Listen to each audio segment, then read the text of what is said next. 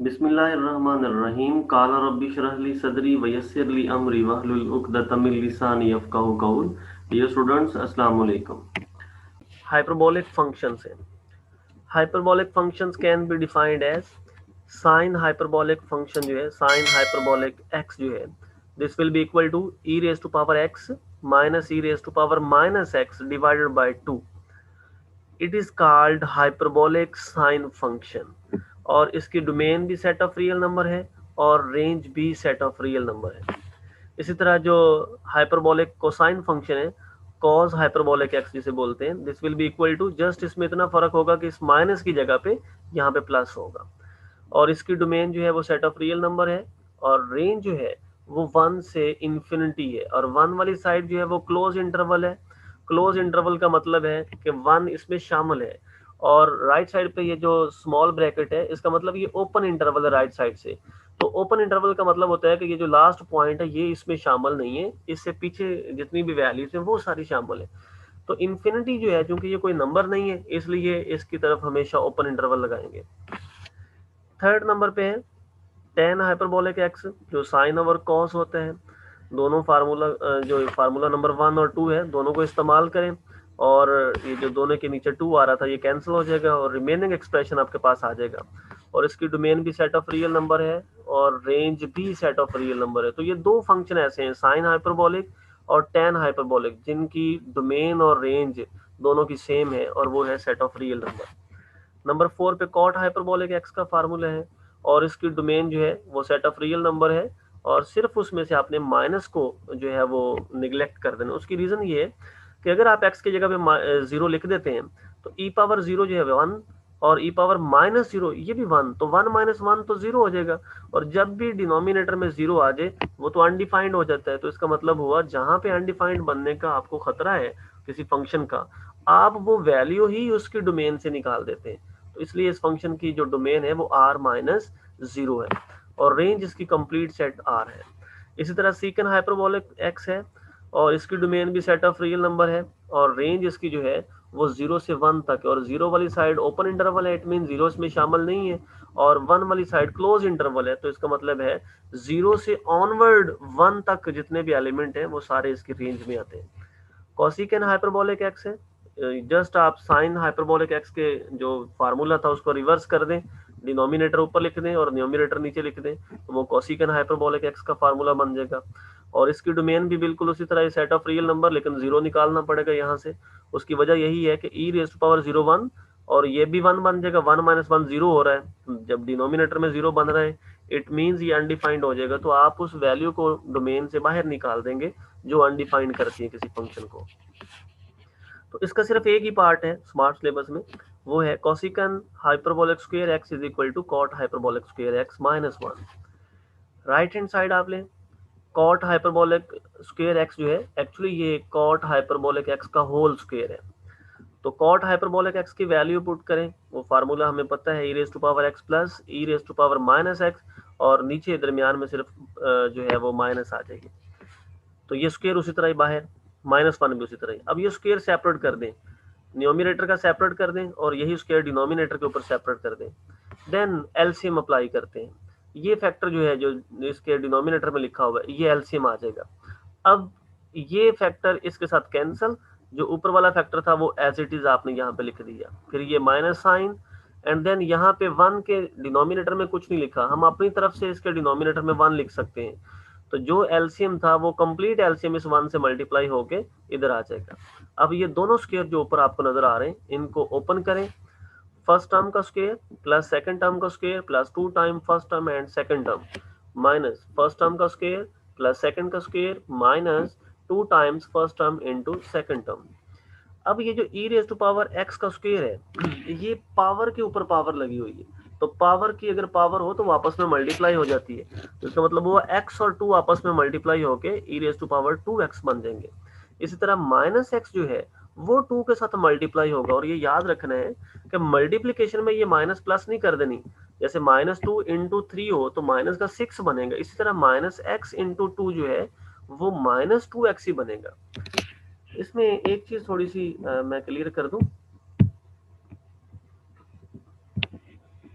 कि अगर आपके पास कुछ इस तरह से हो -2 इसका ऊपर स्क्वायर हो, तो देन ये चीज जो है ये इक्वल होती है +4 के। लेकिन अगर -2 इंटू 3 हो तो ये चीज इक्वल होती है -6 के, यानी वो माइनस जो है वो एज इट इज आ जाती है, उसमें मतलब कोई कंफ्यूजन नहीं होनी चाहिए। नेक्स्ट, अगर आप यहाँ पे देखें, ये जो टर्म थी ये चूंकि फर्स्ट स्क्वायर में भी आ रही है और सेकंड स्क्वायर में भी आ रही है, इस टर्म को सिंपलीफाई करना हो तो जस्ट आपने इसमें देखना है कि बेस सेम है। अगर बेस सेम हो तो उनकी पावर्स आपस में सम अप कर लेते हैं, तो x माइनस एक्स आ जाएगी और x माइनस एक्स 0 होता है, तो e पावर 0 जो है वो 1 हो जाएगा। इट मीन्स इन दोनों का जो प्रोडक्ट है वो 1 के इक्वल है, इसीलिए इन दोनों के प्रोडक्ट की जगह पे अगर 1 लिखें तो 1 इंटू 2 जो है वो सिंपल 2 आ जाता है। सेम इसी तरह आप इस प्रोडक्ट को भी कैंसिल करके इसकी जगह पे 1 लगाएं और 1 को 2 से मल्टीप्लाई करें तो ये 2 आ जाएगा।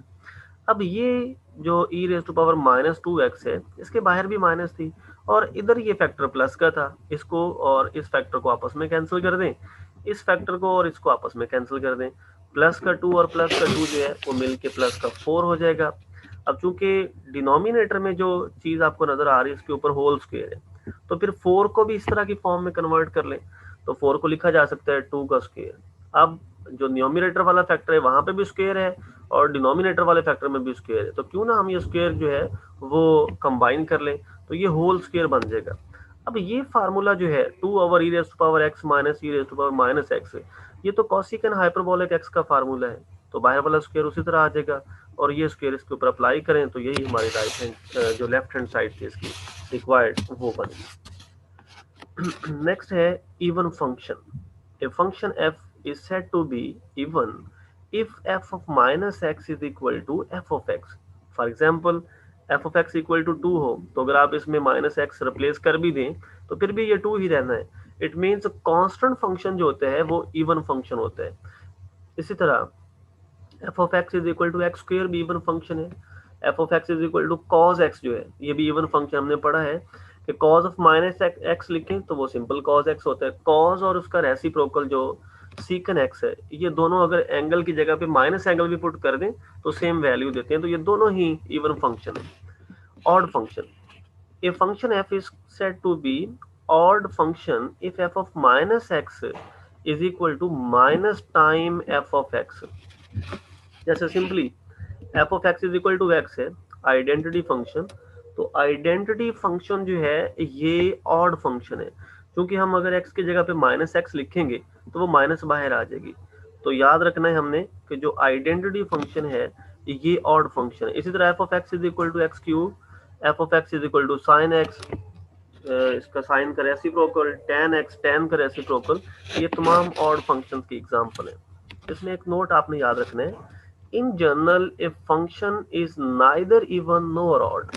जनरली हम नहीं कह सकते किसी फंक्शन को कि वो इवन होगा या ऑड होगा, क्योंकि जरूरी नहीं है, ये तो वेरीफाई करने के बाद ही पता चलेगा कि वो इवन बनता है या ऑड बनता है। तो जनरली आप कह सकते हैं ये function is neither even nor odd.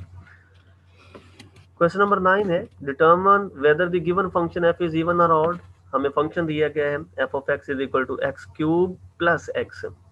अब एक्स क्यूब भी ऑड फंक्शन है और एक्स भी ऑड फंक्शन है, और याद रखना है सम ऑफ टू ऑड फंक्शन जो है वो भी ऑड ही होता है। ओके, वेरीफाई भी कर लेते हैं। इसका नाम रखें इक्वेशन नंबर 1, एक्स की जगह पे माइनस एक्स रिप्लेस करें तो एक्स क्यूब जो है इसमें एक्स की जगह पे माइनस एक्स का क्यूब बन जाएगा और इस एक्स की जगह पे भी माइनस एक्स आ जाएगा। अब ऑड पावर होने की वजह से ये माइनस बाहर आ जाएगा। अब चूंकि दोनों टर्म्स के साथ माइनस आ रहा था, अगर हम माइनस रिप्लेस करने के बाद इस रिजल्ट को देखें, ये वाला जो रिजल्ट हमारे पास आया है minus x cube minus x, क्या ये ओरिजिनल फंक्शन के इक्वल है इक्वेशन नंबर 1 वाले के?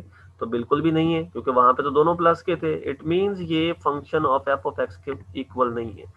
अगर एक्स की जगह पे माइनस एक्स रिप्लेस करने के बाद जो रिजल्ट आपको मिले वो एफ ऑफ एक्स के इक्वल ना हो, तो फिर सेकंड ऑप्शन होता है कि उसमें से माइनस कॉमन निकाल लें। अगर माइनस कॉमन निकालने के बाद रिमेनिंग जो फैक्टर है वो एफ ऑफ एक्स बनता है, यानी minus times F of x, तो फिर आपको यकीन हो जाना चाहिए कि ये तो प्रॉपर्टी है ऑड फंक्शन की, कि अगर आप F of minus X replace करते हैं तो वो minus times of F of X आ जाता है।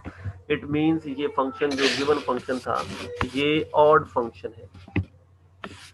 फिर नंबर 4 क्वेश्चन जो है उसमें है कि हमारे पास F of x is equal to है X minus one over X plus one. अब इस फंक्शन को हमने चेक करना है कि ये फंक्शन इवन है या ऑड है। तो उसके लिए हम क्या करेंगे, इसका नाम रखें इक्वेशन 1, हर x की जगह पे रिप्लेस कर दें माइनस एक्स। तो जहां जहां पे आपको इस फंक्शन इक्वेशन 1 में x नजर आ रहा है, हर x की जगह पे आप माइनस एक्स रिप्लेस करते जाएं। रिप्लेस करने के बाद इसको सिंप्लीफाई कर लेते हैं। सिंप्लीफाई करने के बाद ये जो रिजल्ट बना है, क्या ये रिजल्ट इक्वल है एफ ऑफ एक्स के क्या नहीं, उसके लिए हम क्या करेंगे, इक्वेशन नंबर 1 को देखेंगे। अब यहाँ पे हमारे पास माइनस एक्स और माइनस वन आ रहा है, लेकिन इक्वेशन 1 में प्लस का एक्स और माइनस का वन था। इसका मतलब हुआ जो माइनस एक्स रिप्लेस करने के बाद रिजल्ट बना है वो बिल्कुल भी एफ ऑफ एक्स की तरह का नहीं है। इसका मतलब हुआ फिर सेकंड ऑप्शन ये है कि आप इसमें से माइनस कॉमन निकालें। जब भी आपके पास फ्रैक्शनल फंक्शन होगा तो आपने माइनस या तो डिनोमिनेटर से निकालनी है या न्यूमरेटर से। अगर आप दोनों से कॉमन निकाल लेंगे तो ये बिल्कुल ऐसे ही होगा जैसे आपने माइनस कॉमन ही नहीं निकाली।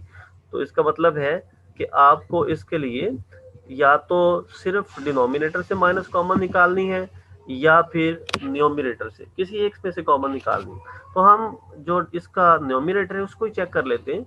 वो गिवन फंक्शन से मुख्तलिफ था तो हमने उसी में से माइनस को कॉमन निकाल लिया। जब माइनस कॉमन निकालेंगे तो ये एक्स भी प्लस का हो जाएगा और वन भी प्लस का हो जाएगा। लेकिन जो हमारा ओरिजिनल फंक्शन है वहां पे तो वन माइनस का था, लेकिन यहाँ पे वन प्लस का हो गया है।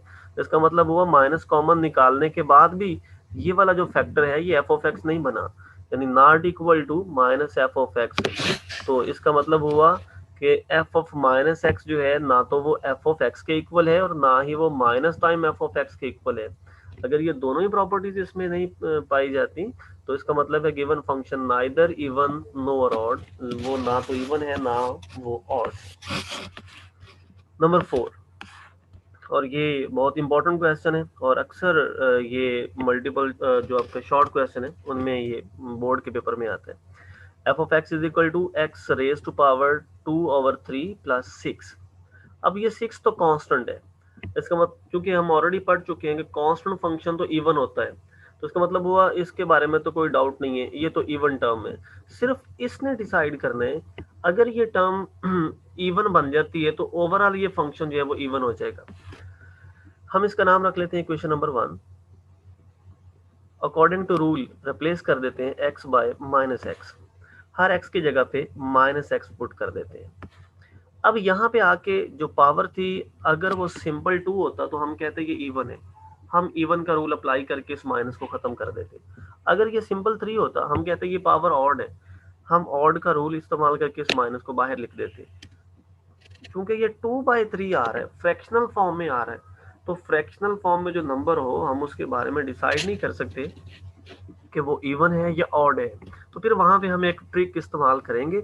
वो ट्रिक क्या है कि आप इसके न्यूमरेटर को सेपरेट कर लें और जो डिनोमिनेटर है 1/3 जो बन रहा था ओवरऑल रिमेनिंग फैक्टर, उसको आप सेपरेट कर दें। यानी इस तरह से आपने इनकी जो है वो डिवीजन की है कि अगर दोनों को आपस में मिलाया जाए तो फिर यही नंबर बन जाना चाहिए। अब यहाँ पे एक पल के लिए आप देख सकते हैं कि ये जो पावर है वो इवन है और इवन पावर से ये माइनस जो है वो किस में चेंज हो जाएगी, प्लस में। तो इसका मतलब हुआ माइनस एक्स का स्क्वायर जो है वो सिंपली एक्स का स्क्वायर बन गया। अब हम इन दोनों पावर्स को कंबाइन कर सकते हैं। 2 को 1/3 के साथ मल्टीप्लाई करें तो ये वापस 2/3 बन जाएगा और ये माइनस एक्स रिप्लेस करने के बाद जो रिजल्ट था वो एग्जैक्टली इक्वेशन 1 वाला था, यानी वो एफ ऑफ एक्स है। तो अगर एफ ऑफ माइनस एक्स जो है वो एफ ऑफ एक्स के इक्वल आ जाए तो इट मींस आपका फंक्शन जो है वो इवन फंक्शन है। नंबर 4 जो है क्वेश्चन नंबर 9 का fourth part, f of x is equal to x cube minus x over x square plus 1। इसको इक्वेशन नंबर 1 कह लेते हैं। रिप्लेस करते हैं एक्स की जगह पे माइनस एक्स, जहां जहां पे एक्स नजर आया वहां पे आपने माइनस एक्स के साथ रिप्लेस कर दिया। सिंप्लीफाई करते हैं, ऑड पावर होने की वजह से माइनस बाहर आ जाएगा, तो minus x cube plus x over x square plus 1 बन गया। अब ये रिजल्ट जो है इक्वेशन 1 के साथ कंपेयर करें, इक्वेशन 1 में तो यहाँ पे प्लस है लेकिन हमारे पास यहाँ पे माइनस है। इट मीन्स ये एफ ऑफ एक्स के इक्वल नहीं है। अगर इक्वल नहीं है तो फिर सेकंड ऑप्शन यही होता है कि आप उसमें से माइनस कॉमन निकालें, क्योंकि ये भी फ्रैक्शनल फॉर्म में फंक्शन है। तो माइनस या तो आप न्यूमरेटर से निकाल सकते हैं या डिनोमिनेटर से निकाल सकते हैं।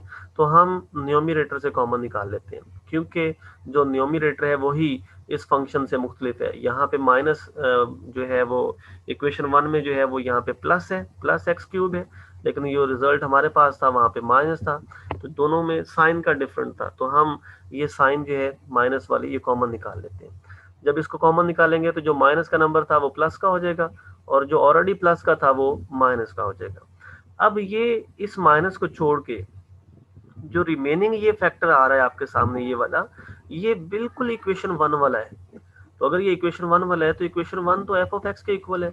इट मीन्स आप इस फैक्टर की जगह पे एफ ऑफ एक्स लिख सकते हैं। यहाँ से पता ये चला हमें कि एफ ऑफ माइनस एक्स जो है वो minus times F of x के इक्वल आ गया। तो अगर कोई फंक्शन जो है उसमें एक्स की जगह पे माइनस एक्स रिप्लेस करने से माइनस बाहर आ जाता है, तो फिर वो फंक्शन ऑड फंक्शन कहलाता है। तो इसमें दो तीन इंपॉर्टेंट पॉइंट्स हैं कि ratio of odd and even function हो या फिर इवन एंड ऑड फंक्शन हो, यानी एक इवन फंक्शन और दूसरा ऑड फंक्शन हो। तो अगर ये इस तरह का क्वोशंट फॉर्म में फंक्शन आ रहा है, फ्रैक्शनल फॉर्म में फंक्शन आ रहा है, तो देन वो फंक्शन ऑड फंक्शन कहलाएगा। अगर उन दोनों में से एक फंक्शन ऑड हो जाए, यानी डिनोमिनेटर और न्यूमरेटर जो दो फंक्शन बनते हैं, इन दोनों में से अगर एक ऑड फंक्शन है तो फिर जो टोटल फंक्शन आपका बनता था फ्रैक्शनल फॉर्म में वो हमेशा ऑड फंक्शन कहलाएगा। कांस्टेंट फंक्शन जो होता है वो हमेशा इवन फंक्शन होता है, क्योंकि उसमें एक्स की जगह पे माइनस एक्स रिप्लेस कर भी दें तो कांस्टेंट में तो वेरिएशन ही नहीं आती, वो उसी तरह रहता है जैसे फंक्शन एफ ऑफ एक्स था। तो इसका मतलब हुआ कांस्टेंट फंक्शन आपका इवन फंक्शन है। आइडेंटिटी फंक्शन जैसे simple f of x is equal to x के साथ डिनोट किया जाता है इसको, तो वो ऑड फंक्शन कहलाता है। Product of even and odd functions is always odd function. अगर एक इवन है दूसरा ऑड है और इन दोनों का जो प्रोडक्ट है वो एक नया फंक्शन बन जाएगा और उसका वो जो नया फंक्शन है वो भी ऑड फंक्शन ही होगा। अस्सलाम वालेकुम।